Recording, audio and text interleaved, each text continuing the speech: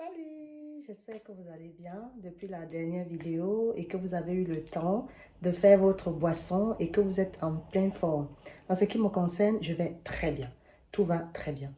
Alors, ça y est, je vais m'adresser à mes jeunes frères et sœurs. Ça y est, tu as fait tes démarches pour le visa et tu as eu ton visa pour venir en France.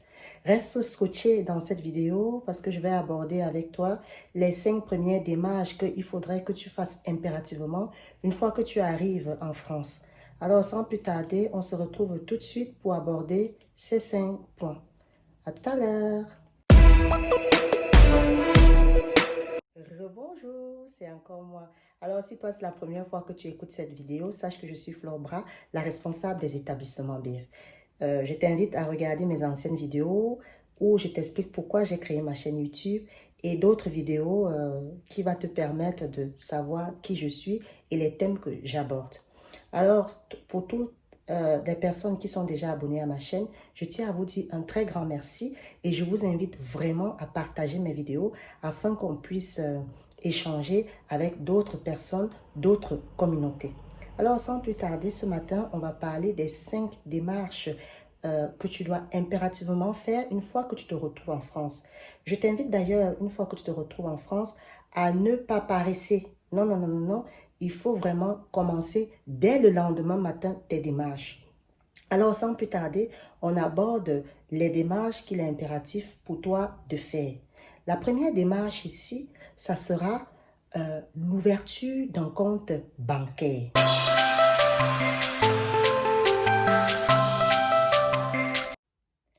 Alors, démarche 1, ouverture d'un compte bancaire. Il faut savoir qu'un compte bancaire en France est très, très important parce que c'est là où vraiment toutes tes transactions, que ce soit tes entrées ou tes sorties, vont se passer. Alors, il est important pour toi d'avoir un compte bancaire. Déjà pour recevoir ta caution. Tu sais, avant de venir en France, on te demande de bloquer une année de caution. Donc, le compte bancaire va te permettre déjà le versement mensuel de tes cautions. Deuxièmement, ça va te permettre de payer tes charges.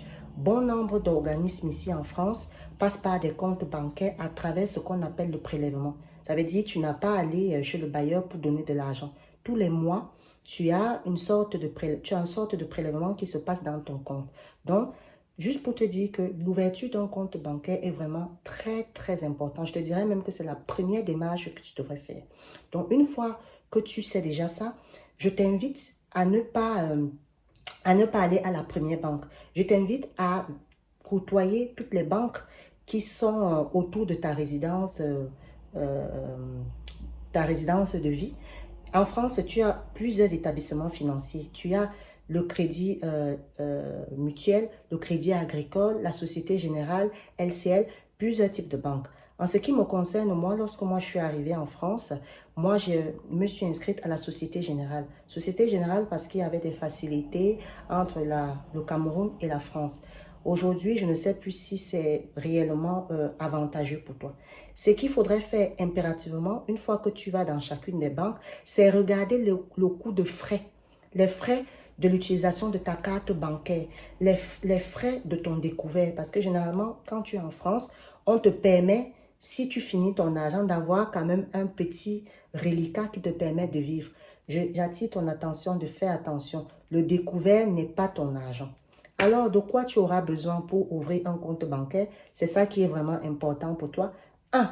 Tu auras besoin de ta pièce d'identité. Compte tenu du fait que tu n'as pas encore un titre de séjour, il sera important pour toi de te rendre avec ton passeport où est mentionné ton visa. 2. Tu auras besoin ici d'un justificatif de domicile. Donc, justificatif de domicile, tu demandes à ton bailleur, tu demandes à ta cité universitaire. Et enfin, tu auras besoin de ta pièce qui justifie que tu es étudiant. Ça peut être ton attestation de scolarité ou ça peut être ta carte d'étudiante. Donc, c'est ces 3 éléments dont tu auras besoin pour la banque. Donc, très important, pardon, vérifie les frais de l'utilisation de ta carte et de ton découvert et prépare ta pièce d'identité, prépare ton justificatif de domicile et enfin prépare ta carte d'étudiant. Une fois que tu donnes ça à la banque, voilà, tu as ton compte bancaire à ton nom. On va te remettre une carte. Tu as plusieurs types de cartes. À toi de voir maintenant. Carte électron qui te limite, je ne te conseille pas de la prendre, ou une carte Visa qui te permet à long terme des paiements sur Internet. Et on va aussi probablement te proposer tout ce qui est chéquier. Je t'en prie, fais très attention. Je te conseillerais même de ne pas l'accepter. Alors, on est OK pour la première démarche. On passe à la deuxième démarche. Démarche 2. Alors, démarche 2. Tu es arrivé en France, il faut bien que tu te déplaces. Ce n'est pas comme dans nos pays où tu peux prendre un taxi à 100 francs, aller d'un bout à l'autre. Généralement, les transports ici sont très importants. Il y a plusieurs façons de se déplacer en France. Il y a les taxis, je te déconseille. Il y a des transports en commun, ça c'est pour toi. Et enfin, il y a des vélos. Après, ça dépend de conditions physiques de chacun. Moi, j'aime pas le vélo parce que bon, c'est un peu dans le sport. Moi, je préfère les transports en commun et c'est ce que j'ai toujours utilisé lorsque j'étais étudiante. Dans le transport en commun, ça dépend dans quelle ville tu te situes. Tu peux avoir un métro, tu peux avoir le bus, tu peux avoir les tramways. Ça dépend. Je te conseille ici, une fois que tu as ouvert ton compte bancaire, immédiatement de prendre un abonnement. L'astuce ici, c'est quoi? Si tu es arrivé pour tes études et que tu as moins de 26 ans, sache que tu peux avoir des prix préférentiels. Oui, tu peux avoir des prix préférentiels compte tenu de ton âge.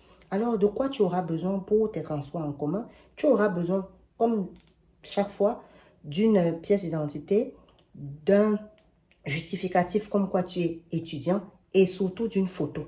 Une fois que tu as ça, tu remets à l'agence de transport en commun de ta ville et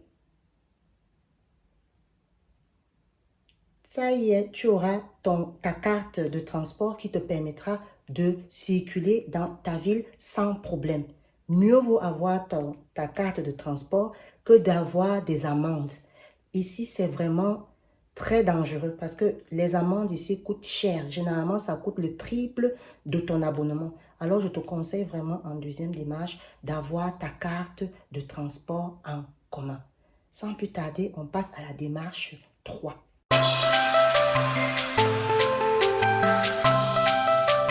Hello, démarche 3, la sécurité sociale. Ça, c'est le volet santé. Très important, le volet santé.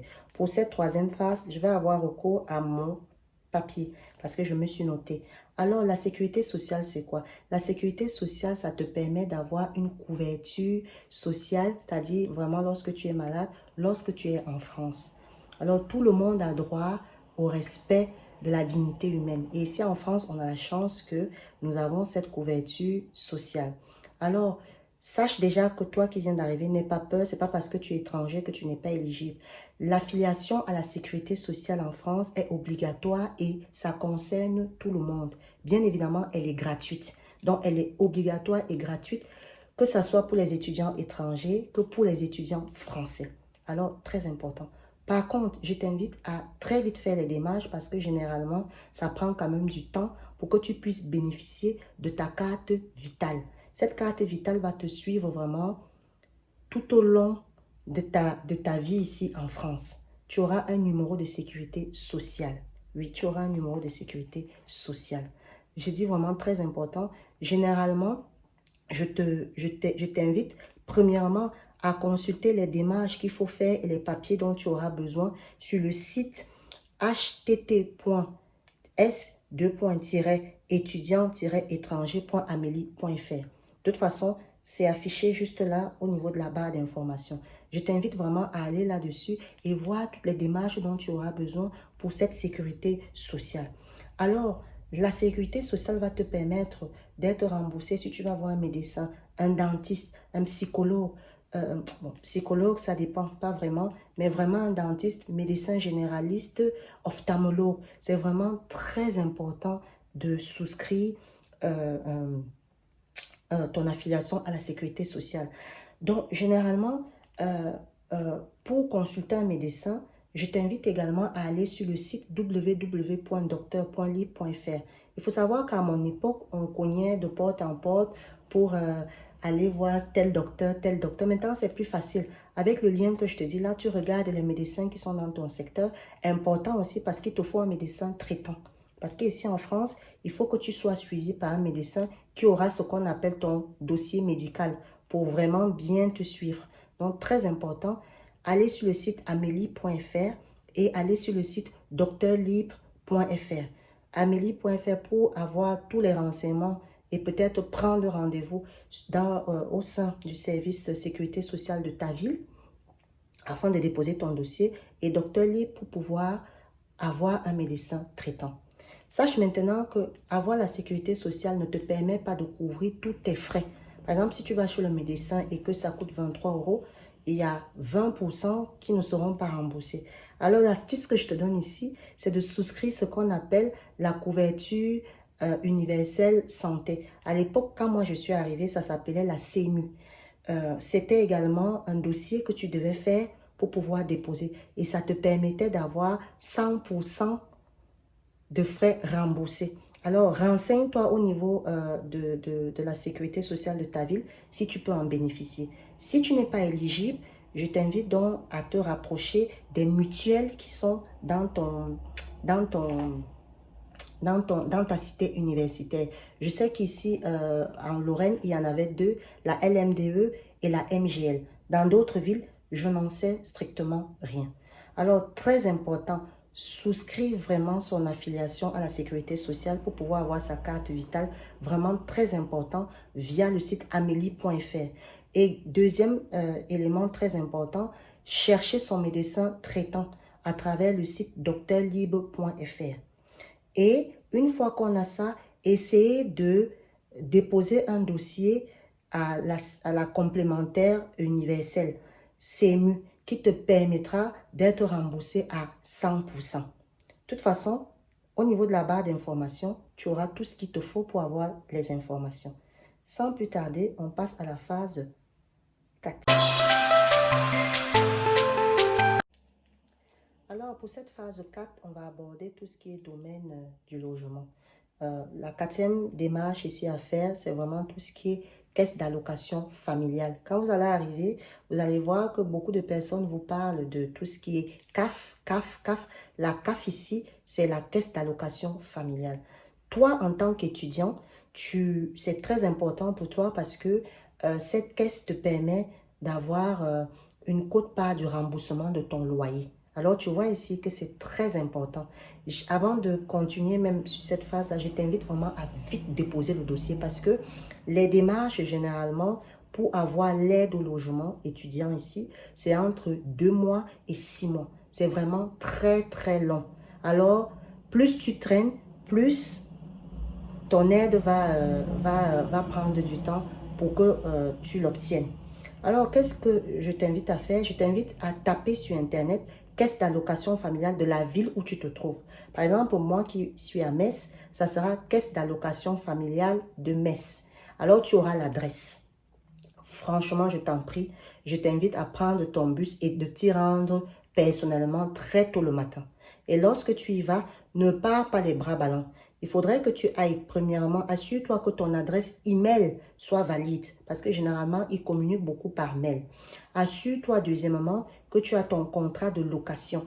Voilà, en bonne et due forme. Troisièmement, assure-toi que tu aies un justificatif de ta caution. Justificatif de ta caution ici, c'est quoi? Généralement, quand tu es arrivé, on t'a donné un papier en fait qui justifie que tu as de l'argent qui va tomber tous les mois dans ton compte. Très important parce que c'est sur la base de ça qu'on va calculer le montant de l'aide dont tu auras besoin. Ensuite, il faudrait que tu ailles avec ce qu'on appelle un relevé d'identité bancaire. Ça s'appelle ici le RIB, relevé d'identité bancaire. Très important, pour avoir ce relevé d'identité bancaire, tu demandes ça à ta banque une fois que tu auras fait l'ouverture de ton compte bancaire. Donc, je récapitule, une adresse email valide, un contrat de location, un justificatif de revenu, c'est-à-dire ici ta caution, et tout ce qui est relevé d'identité bancaire. Donc, une fois que tu as ça, tu vas déposer le dossier et il faudrait juste être patient maintenant et attendre le retour de cette caisse pour te dire combien tu auras droit. Voilà. Donc, faites très attention parce que généralement, ça prend vraiment du temps et pendant les 6 premiers mois, voire même un an, tu payes le loyer vraiment de ta poche. D'où l'importance que je t'avais dit, dans le premier chapitre, de faire vraiment un budget. Sans plus tarder, on passe à la dernière démarche.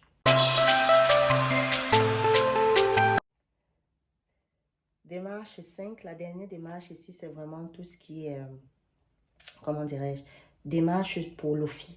L'OFI ici, c'est un organisme ou un office qui s'occupe de tout ce qui est étudiant étranger.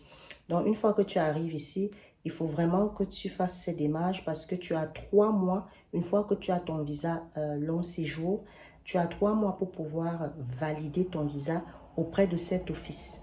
Vous, aujourd'hui, vous avez la chance parce que tu peux le faire via le site internet. Tu auras en barre d'informations le lien où tu peux cliquer pour pouvoir valider ton dossier au niveau de l'OFI. Nous, à l'époque, il fallait attendre un courrier qui te donne le rendez-vous et ça prenait vraiment souvent du temps. Pour ceux et celles qui ne sont pas très sûrs, moi, je vous recommande, comme moi je le fais toujours, de s'y rendre personnellement. Et pour se rendre personnellement, il suffit de taper OFI. Tu mets le nom de ta ville et ça te donnera l'adresse où il faut que tu te rendes. Donc, très important, pour pouvoir valider ton visa long séjour, parce que maintenant, vous n'avez plus droit à une carte de séjour 1 an. C'est l'année d'après que vous avez droit à une carte de séjour. À l'époque, quand nous on arrivait, on avait droit immédiatement au titre de séjour. Vous n'avez pas droit. Vous avez le passeport pendant 1 an. Voilà. Et sachez que ça fait en sorte que le fait que vous n'ayez pas de titre de séjour, entre guillemets, ça vous permet de ne pas travailler durant 1 année. Donc, durant 1 année, vous n'avez pas la possibilité de travailler. Vous n'avez pas la possibilité de faire des contrats d'apprentissage. Vous n'avez que le droit de faire des stages. Donc, c'est un peu bloquant bon, pour vous. Mais bon, il y a d'autres avantages derrière, comme je vous ai dit, la rapidité, la facilité. Donc, vous allez valider votre visa. Une fois que vous allez valider votre visa, ça va vous permettre d'être vraiment bien dans la ville où vous vivez. Très important, je lis juste vite fait parce que moi, à l'époque, je n'avais pas cette démarche. Il faut juste savoir que pour pouvoir valider, il vous faut une adresse mail valide. Il vous faut des informations qui figurent dans votre passeport. Il vous faut, comment dirais-je, très attention, garder la somme de 50 € pour pouvoir payer le timbre. Donc, très, très important ici. Donc, la démarche de l'OFI, comme moi je vous dis, moi je vous conseillerais d'aller sur place. Mais pour ceux et celles qui ont des ordinateurs, vous pouvez le faire en ligne avec tout ce que je vous ai expliqué. Parce que bien évidemment, si vous avez déjà une carte bancaire et que vous avez déjà une adresse mail valide et une carte bancaire, comme je vous ai dit, vous pouvez le faire en ligne depuis chez vous. Donc, voilà un peu la 5e démarche à suivre.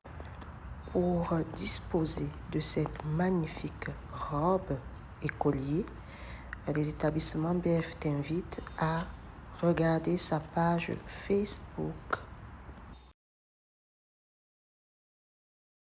Alors, voilà, tu sais maintenant que tu es arrivé en France et qu'il est important de faire les 5 démarches que je viens de te lister, à savoir l'ouverture d'un compte bancaire, la souscription des transports en commun,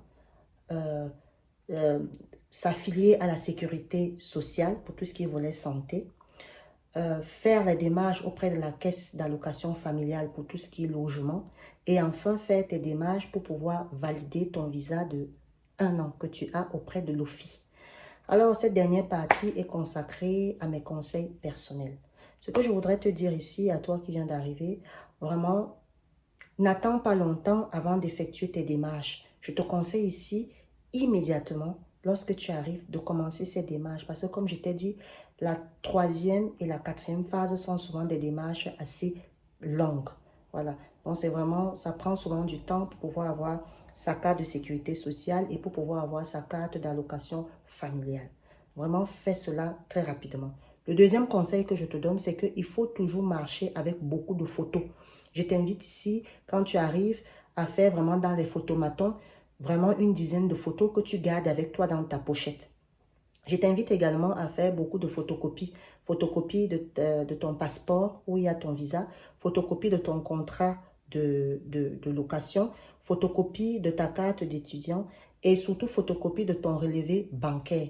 Vraiment, ce sont des informations qu'il faut toujours garder avec toi afin que chaque fois que tu te rends quelque part, Si on te demande quelque chose, tu ne sois pas obligé à retourner chez toi pour pouvoir donner. Donc, vraiment, très, très important cela. Je t'invite également à aller au niveau de la barre d'outils pour avoir des numéros de téléphone d'urgence qu'il faudrait que tu gardes dans ton agenda en cas de souci. Par exemple, ici, vous avez le 115, vous avez plusieurs autres numéros comme ça que je t'invite vraiment à garder. Alors, voilà, c'est ce que je voulais te dire dans cette dernière partie. Une fois que tu fais ces 5 premières démarches, je pense que tu es prêt déjà pour le 3e chapitre qu'on va aborder, à savoir ta vie durant les études. Je te dis déjà à très bientôt. Je te dis merci de m'avoir écouté et porte-toi bien et au revoir.